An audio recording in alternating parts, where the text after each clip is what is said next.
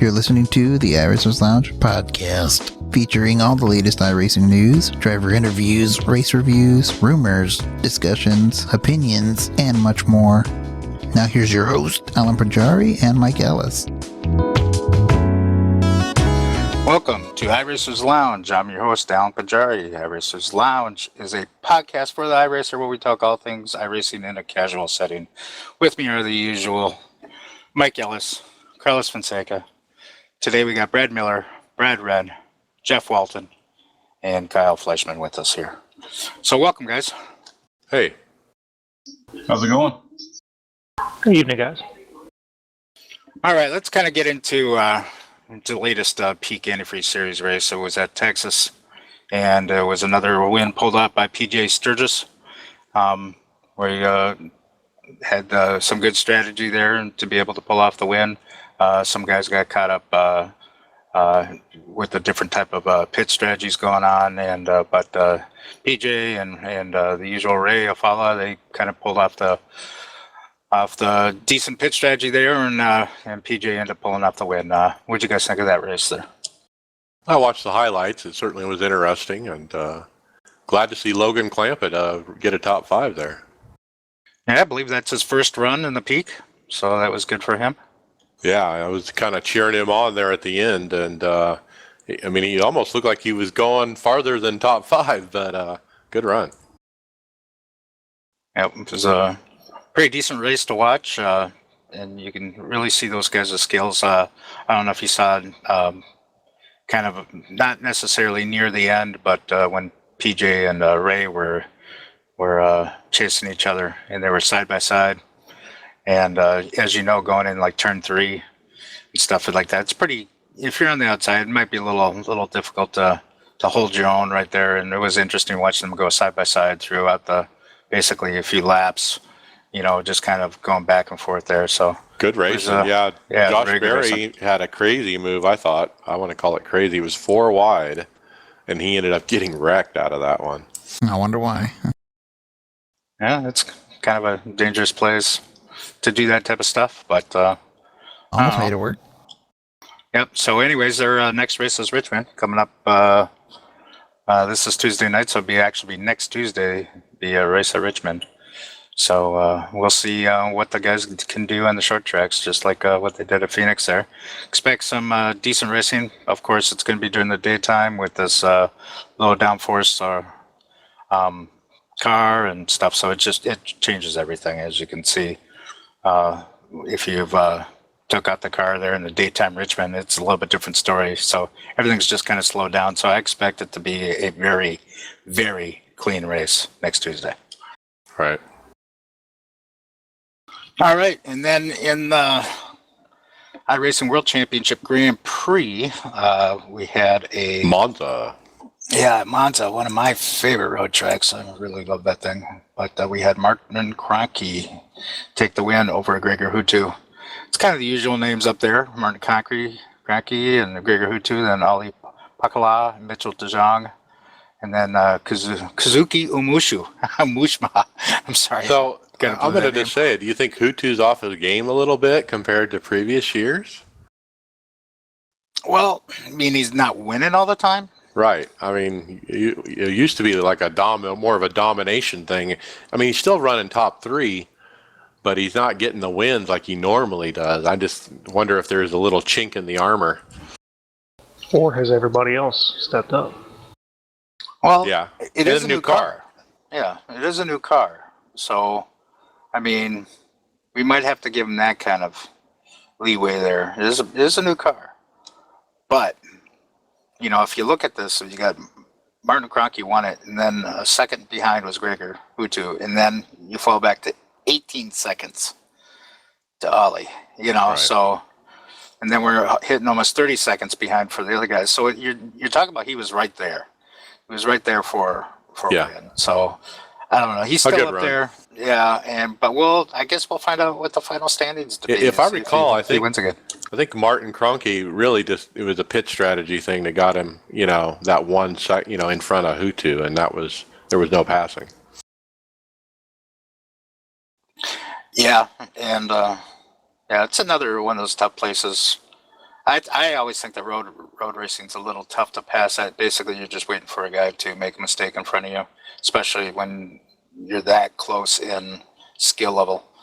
And Right. so, if Martin didn't make a mistake, then Gregor really had no choice except for just to kind of follow him along there. But anyway, it was a good race, and we'll look forward to the next one. And also, Mitchell DeJong posted up a video. Well, yeah, he put one on social media of him driving at Monza in his cockpit. So it's kind of neat just to see his cockpit. He has really good FOV, field of vision. His monitors look like they're set correctly. I always look at stuff like that. I'm real anal about that. But yeah, it's kind of a neat, and he wears gloves. I thought that was interesting too. He has racing gloves on. I think it kind of depends for the guys. The wheels, I think if you have one of those like leather wrap wheels, basically you have to, don't you? Otherwise you kind of grease them up. Right. But yeah, he looked like he was kind of decked out there, which you kind of expect, you know? Yep. Yeah, kind of neat to see other people's rigs, especially when they're famous. Yeah. And then our other Pro Series is going to be starting April 23rd. So that's this Saturday. They're going to be doing the Endurance Series. So it's the 2016 Blancpain GT Series at Monza. They're going to be starting April 23rd. So this is... I guess we'll cover it like we cover the other stuff. They are calling it a World Championship Series. Yeah. And there's $25,000 in cash and prizes. Yeah. So, but there's only 5 races through the year. So it doesn't seem to be that busy. I think it's like once a month or something like that. So, we'll just see how that goes. I know that some of us gave it not a full whole shot to get into it. Oh, in the qualifying? Yeah, but we ran. Hey, we want to keep those guys honest and give them some lap traffic, you know? That's right. Of course, they weren't in my split, but what the heck, huh? Right. All right, I got it's in firsthand spirit, experience right? there. Yeah, let's talk about the NIS, though. All right, so since our last show, we've had Texas and Bristol, and coming up is Richmond. So let's talk about Texas first. Mike, we'll let you go first. How did Texas go? Well, you know, surprisingly, I got an 8th in the Open and a 12th in the Fix. And I'll take it, you know, considering, you know, I wrecked off a 2 at least twice on my own. It was really hard to drive for me. I was one of the slowest cars out there, as usual. So I'll take it, you know, that's a good finish for me considering the track. So, yeah. All right. Mr. Wren? I had a good week. Open was with the second place, and then 8th was in fixed. And setup was really good. First real test of the low downforce, and I liked it a lot. So very good week. Well, that's good. Mr. Miller? I loved the car. Had fun. Got wrecked. I had just a monkey on my back. Couldn't get out of Texas with a clean car. Oh, you took all my bad luck, remember? I did. I think I got a 12th and an 18th or something like that. But golly, running in the top 7 or 8 with 3 laps to go, and somebody loses it, and I'm the lucky person that gets to T-bone them. So, you know, that was my luck. Yep, I hear you there. All right, Jeff, how'd your week go? It went pretty well. I could have finished. It seemed like every time I wrecked the car, I was leading. But I finished 3rd. I was highest in Open, and I think 10th in fixed. All right. And Carlos? I think Jeff, wait, just a minute. I want to ask Jeff a question. Jeff, with that, I think it was a 2nd, actually, you got in the Open. And I think after you got that on Wednesday, I think you were like chasing the win all week, right? And you thought you were owed one, but you could never get it. You kept getting bad luck, right? Yeah, exactly. And it was just me not racing the track, seeing somebody in front of me being stupid and trying to be over aggressive when it's a tire wear track. You know what I mean? Right. Definitely a tire wear track. Carlos, why don't you go ahead and talk about your week? For And Texas? if you want to interject our race, then go ahead. Let's see. I don't even know where to begin. Fixed. I had a miserable week. I don't even know where I finished. I think it was the 12th or something like that. 15th, and Was then it I show 15th? you open. You got a 4th. Oh yeah, I had to fight Allen for that one. But Fix, I don't even know what happened there. It's just miserable. First open race, I struggled in big time because of the setup was real loose I had. And then the next one, as I said, me and Alan had one hell of a battle for the lead there, and I screwed it up. Speaking of which, didn't you win that? Yeah, I did. Oh wow! Congrats. Yeah, thanks. That was Friday night's open race and second split. And I just gotta say, me and Carlos, we had a great battle there. First of all, I did this strategy of at a certain point of the race, I decided, well, I'm just going to really back up my corners, try to save my tires, and then hang out there for a while. And so a lot of the leaders, they pitted, and I was still hanging out there. And when a caution flew out, that allowed me to be up there in third place. So it kind of put me up, changed my position of the race. And so that was kind of the big point for me. But once I was up there, I knew I had a fast car. I knew I was probably either the fastest or one of the fastest guys out there, as long as I wasn't pressured, as long as I hit my marks. And to me, the whole key to Texas was your lifting points and how well can you get to them. And if you overshoot your lifting points, your corners are dead.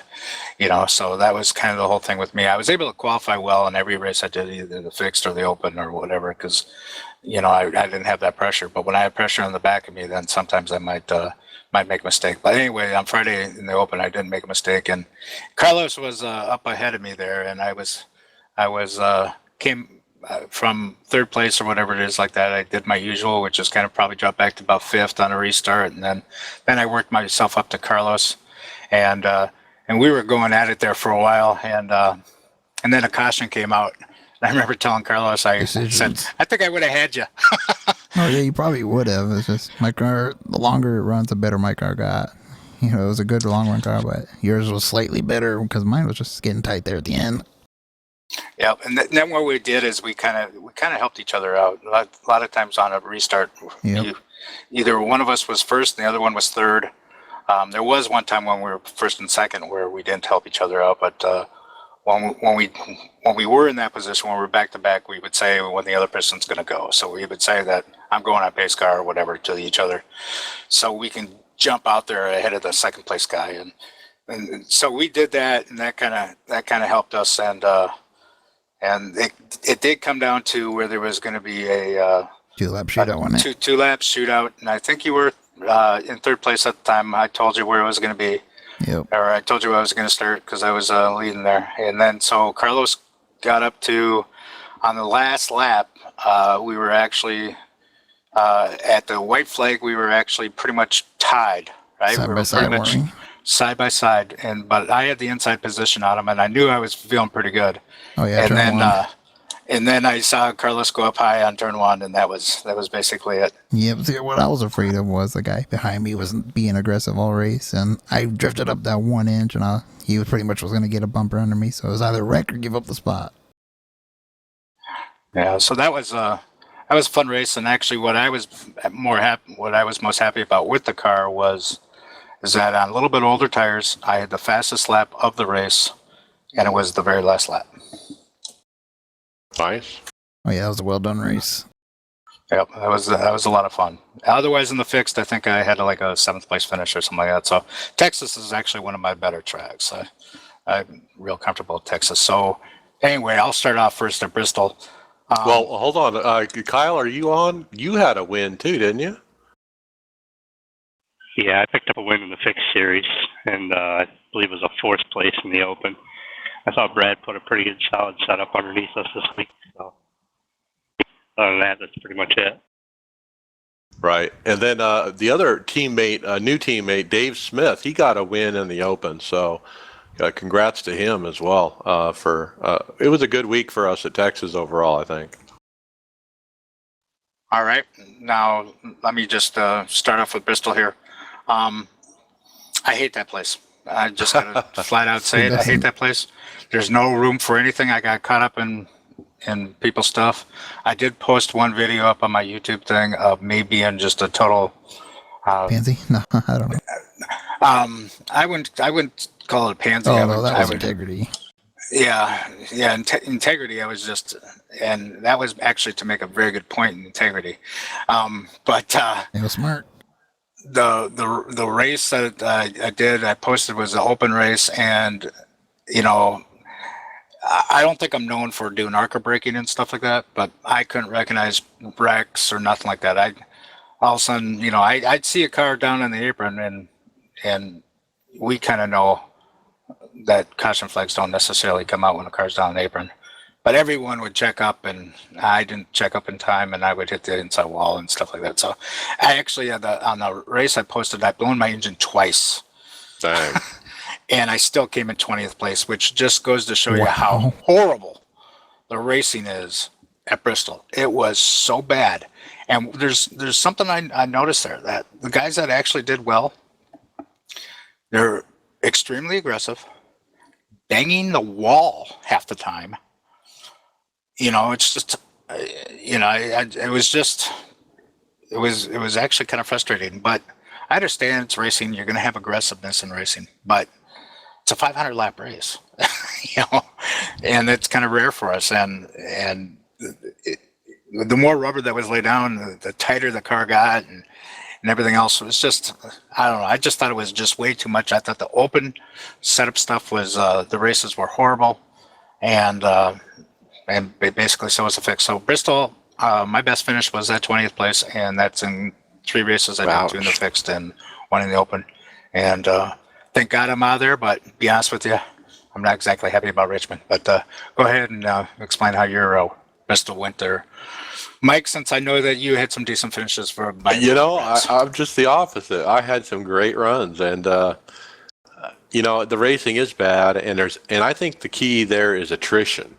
Like you said, you can blow an engine and still get a top 15, and I think, one of my finishes, the worst finish was 12th out of 4 attempts, and I blew an engine on that 12th place finish, I believe. So it can be done if you just hang in there, and I got a 5th, a 9th, and a 10th, so I ran it 4 times.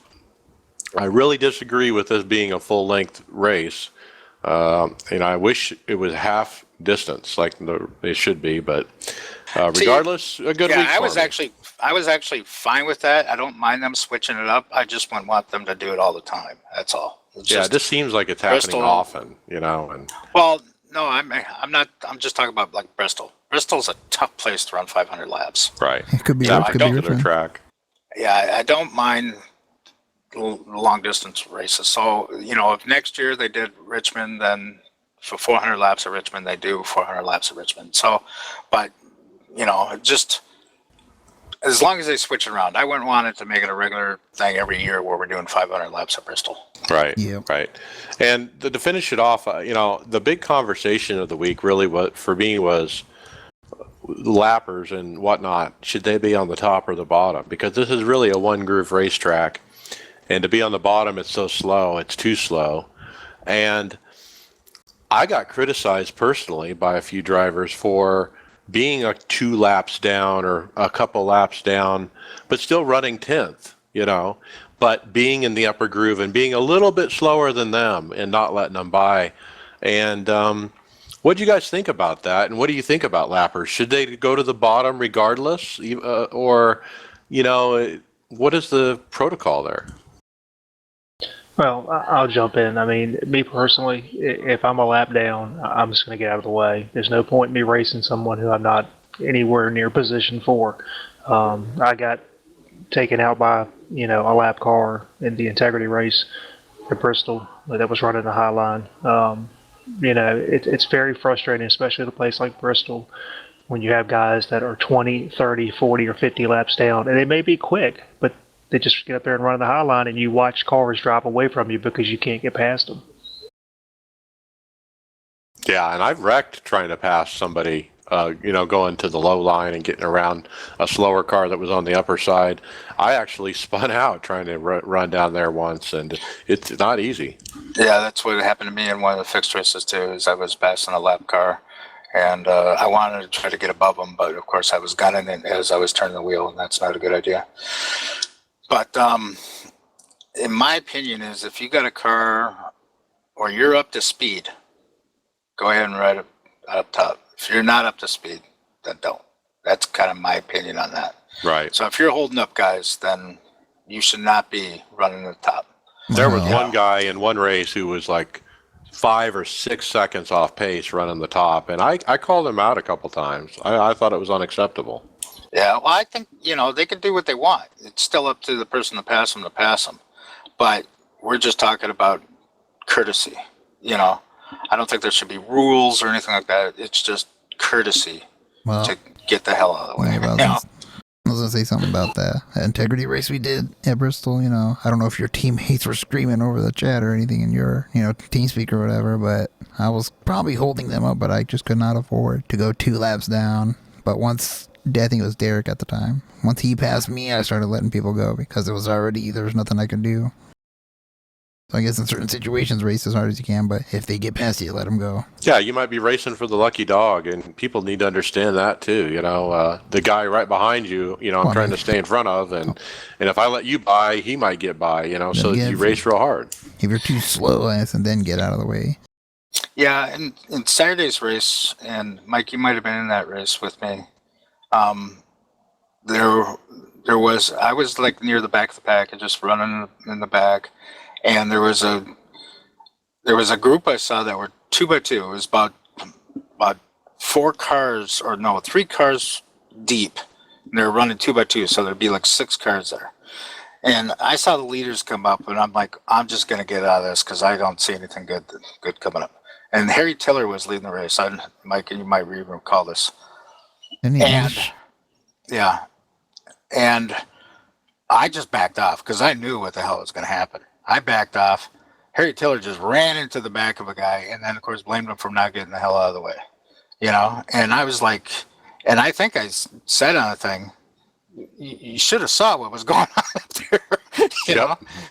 And, I mean, there was nowhere to go there, bud, What about that just take race your you did? time. I didn't, oh, that I did? Yeah, that one where that guy blamed you for him wrecking. Yeah, he wasn't even close, so that was kind of stupid. But it was just kind of like, but to me, that's some of the strategy there at Bristol. When you're talking about attrition, that's kind of the thing. Is just, there's times to make moves and there's time to not. There's times to get the hell out of the way. Be honest with you, a lot of times I get out of the way. And the reason why I get out of the way is because I don't want to be spun. I don't want to be hit. Well, and the incident limit is really important in this particular event because it was 500 miles, 22 incidents, and early in the week, there were people, when we get to like 30, 20 to go, people were dropping like flies, Yeah, which to me is normally good because I'm not even close to that incident limit. Normally the incident limit doesn't even matter to me. I think there's only been one race ever that I've ever got I DQ'd actually from. hit it and surpassed it and got DQ'd with 10 to go in one of these events. Yeah, to me, that's, if I wasn't already a big crashed car, I probably I might have gotten a few from just being hit a little bit maybe, but otherwise I'm not really even close because I get the hell out of the way or I try to keep my distance. That's what I should say. And I'm not hitting the wall at all. So, but I know it's a big deal there was a lot of people that really either hit it, got disqualified, or whatever. So, did anybody win a race there at Bristol? No. I mean, the only thing I'd like to add is just the racecraft just seems to be non-existent at all. there's a time to race and there's a time not to race. If the car behind you is not for position, whether you're up to speed or not, I mean, if I'm up to speed, I'm still going to, it's easier for me to tuck out of the way, let the car go by, and then get back in line. I don't lose as much ground, and I stay clean. You know, it's just the last few weeks, and maybe it's because it's been short tracks or whatnot, but it's just racecraft is just, there is none anymore in NIS. Right. And there's a lot of things that people got to understand no matter what track you're at. Going side by side might be fun, but it's slower for both of you, and you're both killing your tires. It's better if you're the slower car. Just let the guy go and get behind him. We had a slower car in my race that was 1 or 2 laps down, and it was 50 laps into the race. And he would not let anybody go. The person tried to pass him. I don't know if it was intentional or not, but they both wrecked. And along that, they collected 22 cars on the front stretch that wrecked on lap 50. Yep. That's you're going to see that. You're going to see that basically in a lot of splits. You know, most of the guys I know got involved in something that they didn't start, but they were just involved. Wrong place, wrong time, which happened to me on Saturday. Wrong place, wrong time. And, you know, that's just, to me, that's Bristol. And I don't know. I've never had success there. I just Kind of hate glad it skipped. Yeah, you skipped. Our best finish on the team was Jonas Hankins. He got a second in the fixed, almost won it. And then Brad Miller, you got a couple top fives there, 2 fourths. Hey, Yeah. not too bad. Our Yeah, best on our team was Sam Roush ended up winning on Wednesday night. Ended up winning the second split. I was in that race. Yep, and I'm proud to say that was actually my setup I built. So Very good, a winning setup. yeah, that's right. See, as long as you can be part of it somehow. Now, guys, if I could just pipe in here about Bristol, I ended up going in this week basically saying I was only going to run one of each series and use it as a drop week, but I was one of the victims of the whole DQ. I normally don't have very many incidents per race, but go back to that lap car discussion we had. That's really what happened a lot in mine. I got DQ'd out Wednesday afternoon for lap traffic, basically. Lap traffic taking out the lead lap cars. I was running top 5, and about 180 laps in, I'm wiped out. You know, they took out the leaders, and that's pretty much it. Door slamming you into the wall, and the same thing happened Wednesday night in my race. About 220 laps in, I'm leading laps, and same thing. Them lap cars, they can't keep it down or whatever. So be it, and they even tell you they're going to stay down, and next thing you know, they're putting you in the wall. So that's short track racing for you. Yep. Yep. Well, my races kind of went along with what Alan said. You have to be aggressive, but then there's times not to be to do good at Bristol. My 4th place finishes. One race I had 12 incidents. The other one I was 20. Most people that's raced me know that I'm never even close to that. Right. The race that I finished 10th, I had 2, and that was just because my arm was starting to hurt. I was trying to stretch my arm, and I slammed it into the wall all on my own. So that would have been an incident-free race if it hadn't been for my own stupid movements. But in my opinion, if I'm a lap down or 2 laps down and I'm running pace, I would rather stay high, tell the guy to go low, and not run that turn as hard as I could, let him go. Because if you go low, then you're going to get freight trained. Right. You know, don't hold the guy up. But then again, if you're on the lead lap and a guy's running really, really slow, if he finds the inside wall, he has nothing really to stand on. Right. You cannot sit at a 15-second lap track and just go, oh, well, I'll just let him hold me up. Yep, I agree. Yeah, there's times to let them go and or if you're the faster guy, there's times to go and then there's times not to go. Sometimes you might run the bottom. Sometimes you hope that the guy goes to the bottom and you can stay on top. But another thing too is if you're going to run the bottom and or you're going to pass a guy on the bottom, make sure you pass the guy. Don't come up top until you're past the guy. And we saw a lot of that too. And I think that leads right up into your next topic there, Mike. Well, yeah, it happened to me a few times, and it really gets under my skin when that happens and they don't say anything or they don't apologize. Just a quick tap on the mic and say, "Hey, sorry about getting into you there. Or, sorry, man, I slipped a little bit." But it's those guys that don't say anything, and they're like, it's like, "You're welcome." You know what? I think the apology thing is sometimes over expected. You were in the Martinsville race I was in where Jake Goodwin was involved in this wreck, and actually he was on one of the straights. I don't remember front or back. He was on one of the straights, was actually moving, and I tried to avoid him as much as possible and just clipped him a little bit.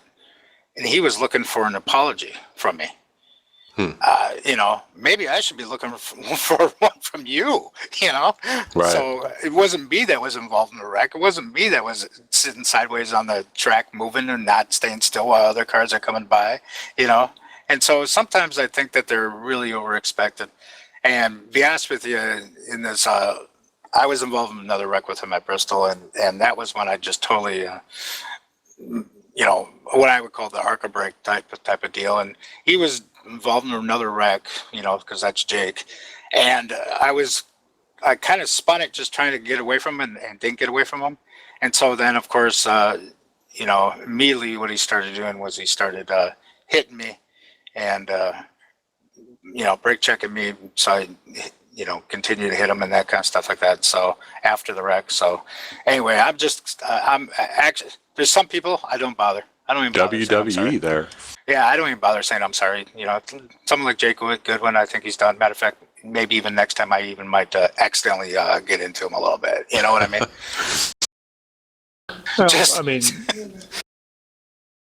Me personally, if I can't tell who's at fault, and if it's a situation where I've got into somebody, I'm going to apologize right off the bat until I can look at the replay. Whether I'm at fault or not, I'm going to apologize. If it's a situation where I get dumped or something like that, yeah, it would be nice just to say, hey, sorry. Just something to acknowledge that you messed up. That goes a long way to put a little bit of water on the flame. Yep, and normally I do. If I'm involved in a wreck or something like that, and I know that I did it, I'm the first one to apologize. Oh, yeah. But you got to maintain some kind of relationship because we're racing these guys every week. Yes, we are. But if Jake Goodwin's listening to this and we get involved in a wreck at Richmond, watch out. Yep, you might know why. It's because you were crazy and you were wrecked someone else and I ran into you. Because that seems to be how it goes. All right, Richmond set. Oh God, didn't work, did it? They did put out a new one, and still feels a hell of a lot like the old one. Oh, really? I didn't try better. the new one. It is Only better. on exits. Yeah, on exit, but it's still not that good. But the funny thing is, if the last time you drove Richmond was before they changed the downforce, go out there and drive Richmond. And and actually, I don't know if that's it either. It might be the daytime weather too. And this because we haven't raced Richmond during the day forever in these Cup cars. So it's just so different. Oh, I was pissed because I had to make 2 track guides. Yeah. But I don't know. Brad, you were following me last night in the Integrity race. What did you think of the Richmond set and how Richmond's going to go this week? I was really encouraged the first run we had and how clean it was, but I think a lot of that was guys that were just being very careful, with an unfamiliar setup. Unfortunately, I think as the race goes on, and the track starts to rubber up, it gets a lot easier to drive the setup, and a lot of guys were overdriving it. It's manageable. It's not fun. I don't like having to lift on the front stretch because I'm going to spin out if I stay full throttle. But I had a good time chasing you last night. It was frustrating at times because you just don't have any grip. There's no bite off the corner, and And I think that's where the aggression came into last night, late in the race. And that's my only fear with the NIS is it's going to be a whole race of that. Well, hopefully it should be better with that new set because you are able to get onto the throttle now. I mean, it's just really tight in the center, though. That's a big problem. That's where a lot of people are going to run into each other. Yeah, and actually, I never went full throttle down the front stretch ever. Went through. You couldn't really. Yeah, I did. I did on the back stretch, but I never did on the front stretch. And there was a lot of people catching up to me. But I think and let me explain the integrity race to you guys last night. We had like a good 70 laps of caution free, and then once the caution started flying, that was the way the race went. Yep. The rest. It went downhill. Yeah, it went downhill, and I personally see the NIS races this week going exactly like how that integrity race went. I know. We Exactly. have these really high class drivers. You know, we should all have been able to race better yesterday. Well, I mean, if everyone raced like pretty much how they did in the first 70 laps, Yeah. the race would have been fine, right? Hell, you guys probably didn't see what I did early in the race from the first round of pit stops under green flag. I go to pit road and I pull a Matt Kenson and stuff my car into the barrels. No, I only pitted on cautions last Oh, night. see, I was one of the early guys to come down on the green flag pit stops, and I kind of didn't practice where pit road was, so it kind of caught me at the last second. I lock up the brakes and straight into the tire barrier, and I'm lucky I only got like 30-something seconds optional. Talking about embarrassing, though. Yeah. So anyway, Richmond side, please go out there and test before you go out there and drive. That's all I'm saying. Because it is definitely different than it was, especially if at night. It's definitely different. Actually, I'm looking forward to getting back at the night at Bristol and Richmond in the fall. So anyway, speaking of upcoming stuff, we have a Mola coming up. Apparently in the next build in June. Autodroma track. Enzo Edino Ferrari de Imola. I just got the last name. Yeah, iRacing put out a couple screenshots of the track on social media to kind of tease it, but they said June. They also announced a new dirt track, Williams Grove Speedway, which really is good a track. very famous dirt track. Yep, they gotta have more than one when they bring it out. Yep. So that's nice, and that would be one that we kind of expected. I think Steve Myers from iRacing indicated it took him only 3 days to make this deal, which is a record. Ah, good. Good. I would imagine that they're probably gonna have a few when they're ready to roll out dirt. They also announced some dates for some upcoming special event races. The iRacing 24 Hours of Nürburgring will be held June 3rd through the 5th. The cars have been selected, ranging from Audi R8 to the Global Mazda MX-5 Cup car. And where are you guys gonna race? I'm not. I don't have the track. Me and Brad are probably going to start something up here. I'm thinking of running the cheapest car, the MX-5 out there. I turned a couple of laps the other night. I really had a good time. That or the Yeah. C-Spec. Yeah, we'll run the Audi. That's what we'll run. So Is that the fastest of them all? Yeah, I don't know. It could be, but not on the streets.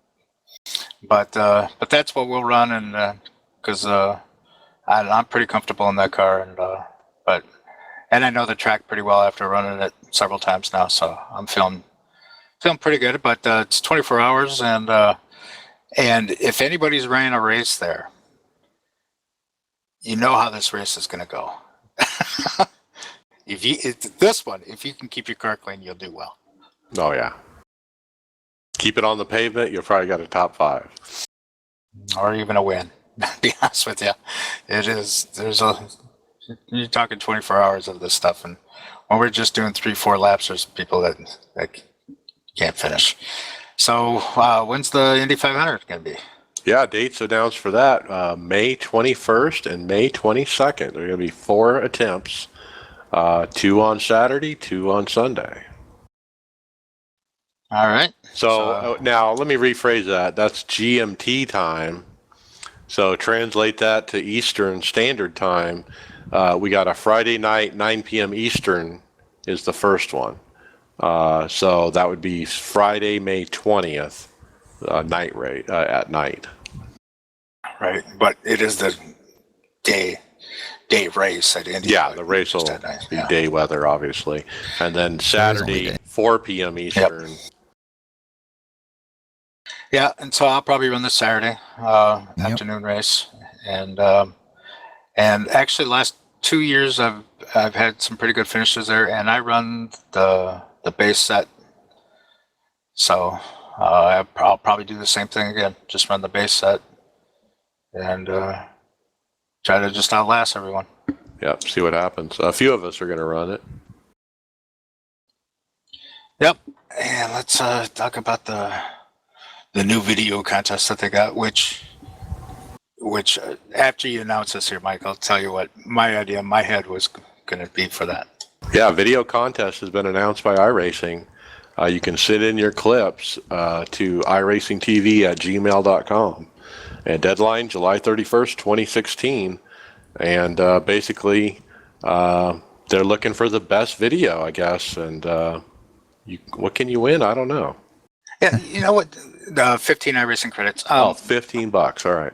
But what they're looking for too, though, is they're looking for the communications with your team. They're looking for communications with, just iRacing chat stuff. I think they're really looking for like the live stuff that people have, because they mentioned the YouTube stuff, they mentioned your Twitch stuff, and so I think they're looking for just a little clip of what that means. How do you enjoy iRacing? And so what I was thinking about doing was actually the Texas race, and was actually the last 2 laps of that thing, because I had my team on TeamSpeak and everyone's talking to me. That. Right. Yep. Sam Roush was actually in the race with us there, and actually finished second to me in that race. And so we had all my teammates on, and it was just for fun. And to me, that was probably one of my most fun moments I've ever had on iRacing. And I thought that would be a nice 2-minute clip. Yeah, you just email in a link, right? I think I just need to make a little clip and then Right. probably put that out. Yeah. Hell, So I want to put there's a Reckon one up. That one video with Steve Moore. That was like one of the better moments I had on iRacing. Just a lot of guys laughing at one incident. yeah. Well, I think it'll be neat to see what the results are. What do they pick as the best clips? And I'm sure they'll share those with us, and we'll be able to see. So it'll be fun. Yeah, that would be. All right, and then what they've done is they put out a patch 2 release. What'd they fix in this thing, Mike? I don't even recall. Well, DirectX 11 stuff. The Alt tab, when you try to escape out of the game, was having issues, and so forth. And so they put that release out, and that was the 14th of April. And now they're planning another patch. Actually, there were some issues after that patch with voice chat. And if you've noticed, if you've been in a race since then, you've noticed the voice chat is kind of choppy. Very choppy. And sometimes you can't even understand what the guy is saying.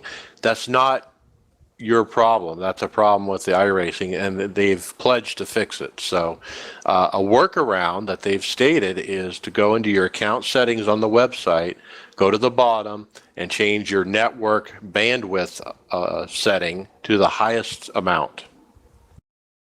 Yeah. Now, I want to mention a problem I had before they came out with the patch 2 was I was on DX11. I normally run full screen, which is triple screens here, and I had one of those we call Windows pop-ups, but it really wasn't. It was actually from Trading Paints doing one of those, where they can't verify the version of the software type of pop-up thing that happened. And my whole screen turned black. Everything was black.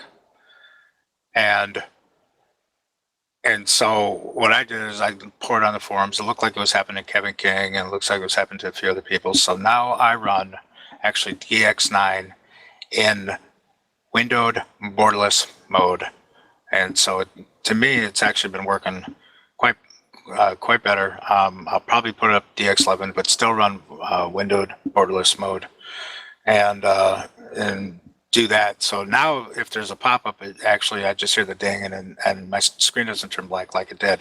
Now that was apparently something that they might have fixed, but you know, having the screen turn black is one scary thing when you're in a race, and I don't want that to happen again. So I think I'm just gonna stay with the mode that I did. And so if anybody's ever had that where where the game has lost focus and they have the screen turn black, or in a case where now for example in windowed mode, if I alt tab, I still see my right and left screens are in the game, but my right screen or my center screen is now in the browser.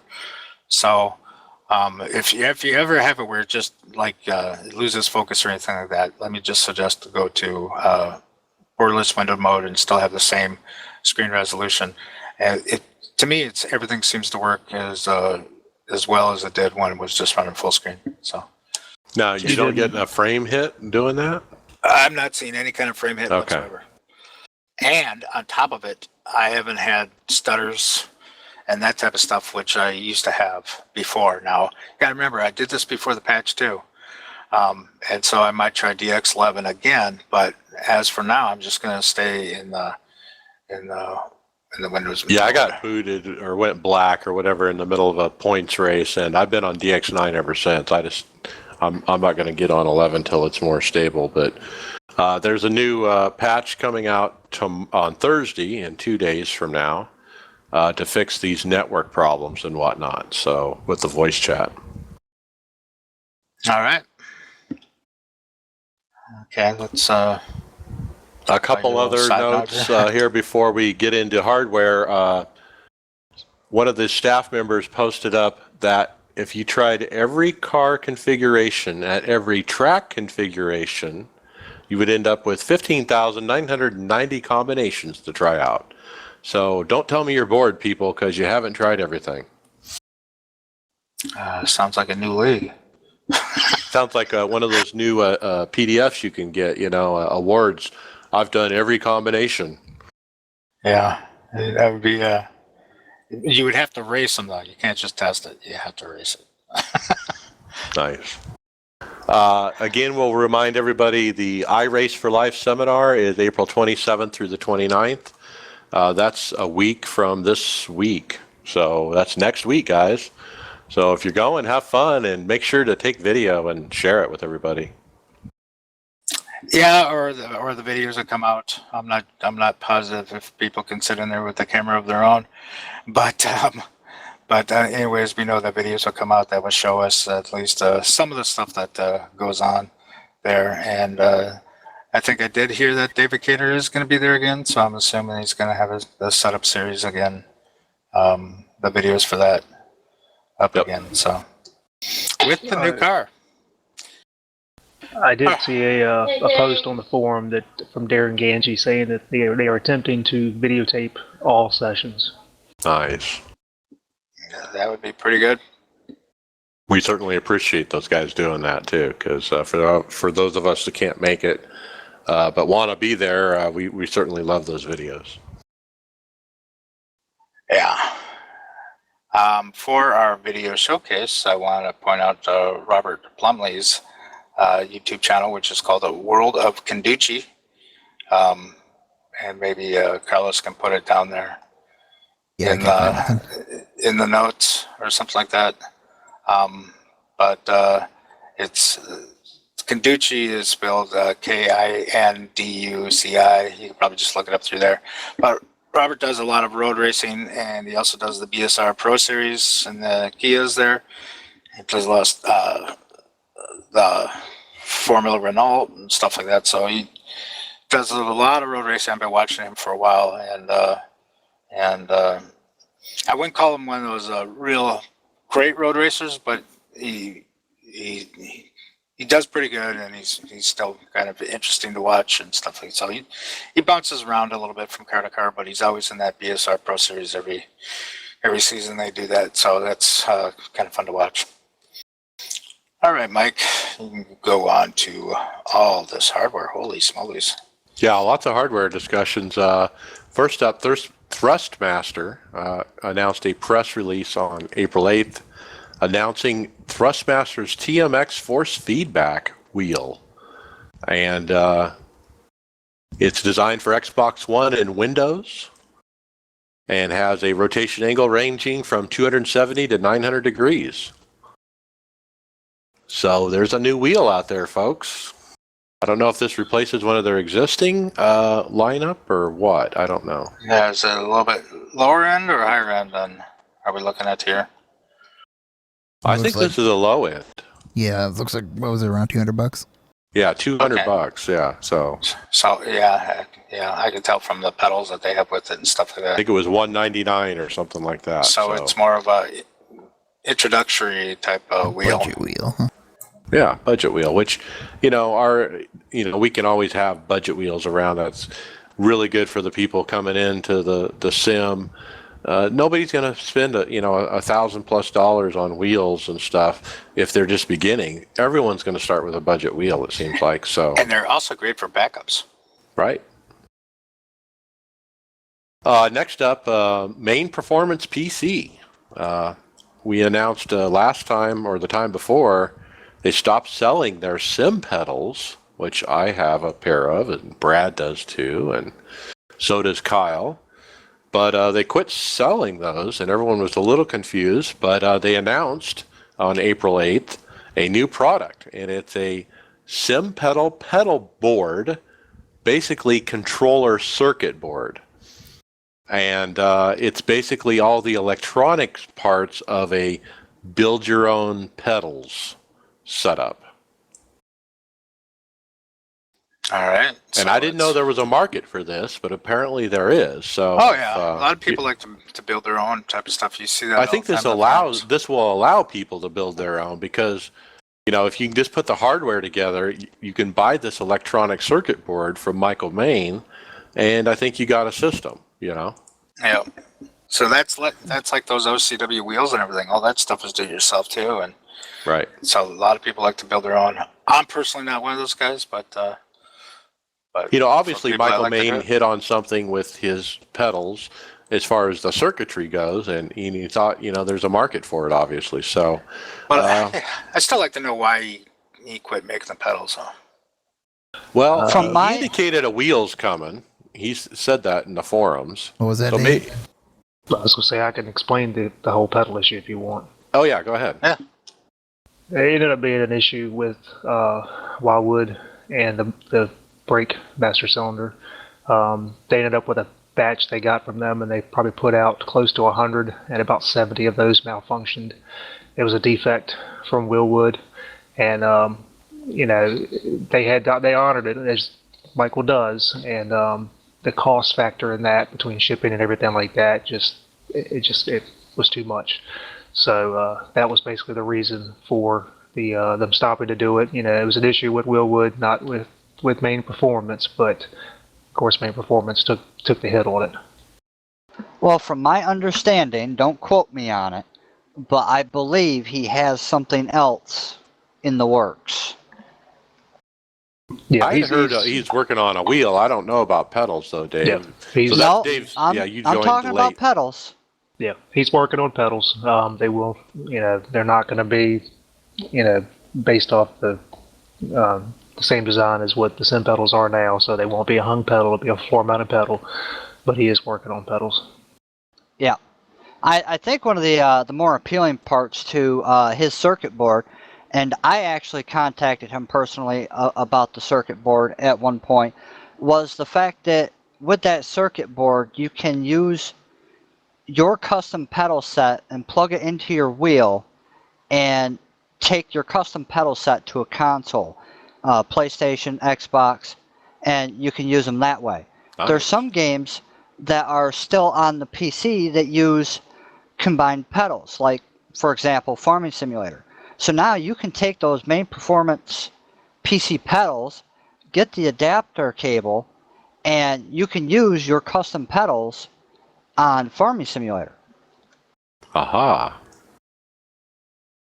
Oh yeah, there's lots of good uses for this, huh? All right. Okay, cool. Yeah, so check that out. The next thing we wanted to post up here was a post from the forums. This guy, Nicholas Arthur from California Club, built a cockpit that looks awfully a lot like a Formula One car, and it was kind of amazing. And Carlos, I hope you can put up the pictures to show people.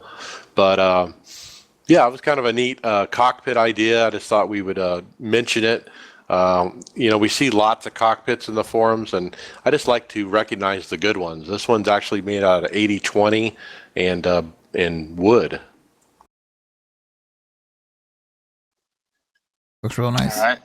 Yeah, it does look really nice. So next up, okay, this came in today actually via email. I'm on the Z1 dashboard email because I bought the Z1 dashboard for my 4th monitor. And anyway, guess what? They've teamed up with Sam Maxwell, and they've created and have for sale now the Sam Maxwell SMZ1 wheel. It's a state-of-the-art current F1 Tech inspired wheel. It's made of carbon fiber. It's got a display built right into it that shows obviously the Z1 dashboard software display. And it's top of the line. And it's so top of the line, it costs over $1,700 Jesus. just for the wheel, not counting the base. You have to still have a AccuForce base or some other base. I'm talking just the steering wheel, over $1,700. All handmade. It looks Oh, nice. it's beautiful. It's a work of art. It really looks nice. That's a murder weapon, because if I decided to do that, I know what would happen to me. Busted over your head, right? Yeah. Anyway, it's pretty. I had to mention that. Next up, in business, 9to5 Mac reported Logitech is acquiring Jaybird for $50 billion. And I just put this in here because obviously Logitech supplies a lot of equipment to a lot of sim racers. You got the G27, you got the G25, headsets, and other things. Anyway, it looks like Logitech is doing good, swallowing up other companies and such. So that's always a good thing. Yep. The next thing I wanted to bring up was David Tucker, one of my favorite iRacing staff members, has posted a couple tidbits that I want to point out to people. To use 180 degrees of FOV, you have to enable the render each view separate option in the graphics tab. There's a check mark and it says render each screen separately. You really need to have that checked if you have triples. Okay, if you don't do that, your FOV is limited to like 130 or something.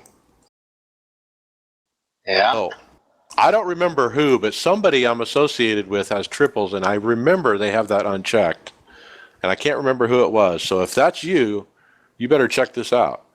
I remember Michael Baker posted something on Facebook one time about his settings.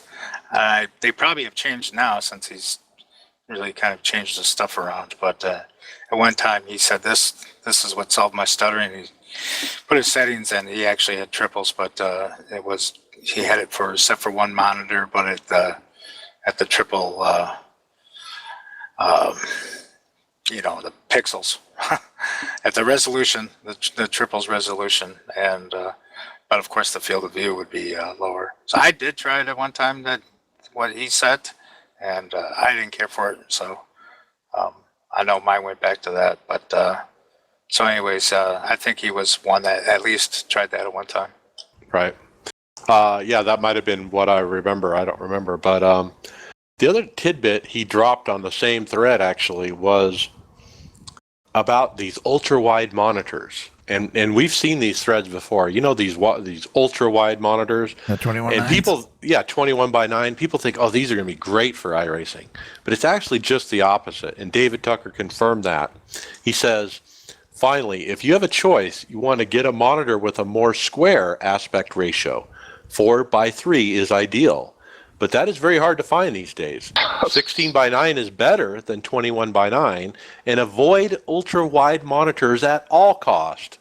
The reason this matters is because your horizontal FOV is fixed at 180 degrees, assuming you set things up properly. So all a wide monitor is giving you is less vertical FOV. Good luck trying to find a 4x3 monitor. Yeah, they don't sell them anymore. Yeah, I've searched and can't find anything. But I think what my message is, forget about the 21:9s. That's just a bad idea all the way around. Wait, you can run 3 16:9s in portrait mode? Up and down instead of width-wise? 5, you mean? Or 5. You need 5, to do I mean, you can get away 180. with 3 That's actually still. probably the best way to set it up, is have 5 16:9s all in portrait. I can see me trying to explain that to my wife. As if 3 wasn't enough. Turn I them need sideways so we can get more width. Yeah. 5. Like I said, as if 3 wasn't enough. I'm sorry, I have 4 now, so I need 2 more. That's not going to work. Right. I'm already thinking of how to sell that idea. Okay, and let's see. Next up was racing shoes, right? I found a racinglineusa.com, and they sell, racing shoes. They're $65, and I guess you could use them as sim racing shoes. But I thought I'd point that out if you're looking for a tire, Racing Line USA. I will give a plug if anybody does looking for shoes to race with. I use Fast Track sim shoes, and they're awesome. Yeah, I think we've talked about those before on the Fast podcast, Track? actually. Yeah, I've had this pair for probably over 2 years, and they're great. All right. Yeah, I just switched over to. Actually, I race in slippers now. I just switched over to using something with a sole on it. So. Oh, I'm in socks. Yeah, I felt for me, it just felt more comfortable now with the shoes with the new pedals. So. And that's it for hardware. All right. So anyway, we're coming up on to an hour here, and so we are going to wind it down really quickly here. So let's go for some final thoughts. And Mike, why don't you give your final thoughts here? Well, shout out to Kyle and Dave, our new teammates. Glad you guys are with us here at Tifosi Racing. Make sure to follow us on Twitter at Tifosi Racing. Brad Wren is running the account over there and posting up how we do, and you can follow how we're doing in NIS and so forth. So check it out. All right. Mr. Wren? Just hopefully have a better week at Richmond than I did at Bristol. So I need a good week to get a little bit of faith back in my fellow racers. Yeah, I hear you there. Mr. Miller? I really don't have anything. Pray for me at Richmond. I am not good there. All right. Carlos, you got anything? Actually, a little thing I want to mention since I kind of talked about GT3 earlier. We only had one chance at endurance this week, and that got ruined by some impatient people. And you should have seen how that went down. Some guy just stuffed us into the fence, and if any of you remember that race where Tony Stewart and Bickers got into it, that's what I want. Mm-hmm. Yeah, that same scenario happened, and this guy just ran us over. And as my usual thing, check out the track guides. All right. Mr. Smith? Yeah, I just want to thank you guys for having me a part of the team, and I look forward to Richmond. I think we will all be able to rebound from Bristol. I know it did a number on me. All right, Mr. Walton? Well, I'm just ready for a good week in Richmond. All right. Me personally, if we're going to be talking about a little bit NIS here, as for Richmond, I guess I don't care. I expect it to be like Bristol. I'm actually looking more forward to Talladega, and especially Kansas. Get me back on a mile and a half. That's where I feel the best.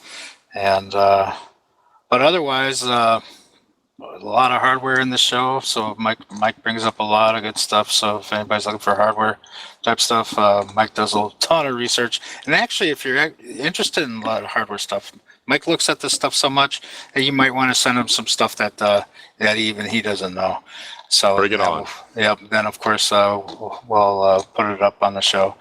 And of course, as you know, we do a video showcase every show. And so if you have a Twitch channel or YouTube channel that you want us to promote, you can come on and promote it yourself, or just send me it and I will look it over and then promote it ourselves. So if you want to do that, you can send either Mike or myself a message on that, and we will do that. Otherwise, I want to thank you all for listening to the show. I think it's become more popular than what we thought it would have been when we first started this about a year ago, and we're going to continue to go strong with the show. And so anyway, for all the people out there racing with us, we'd like to say good luck. Just don't beat us, and hopefully I don't run into you. So that'd be it. See ya. Thank you, guys. Thank you for listening to the iRacers Lounge podcast. Make sure to go subscribe to us at our YouTube channel at iRacers Lounge. Follow on Twitter and Facebook at iRacers Lounge and SoundCloud at iRacers Lounge. See you on the track.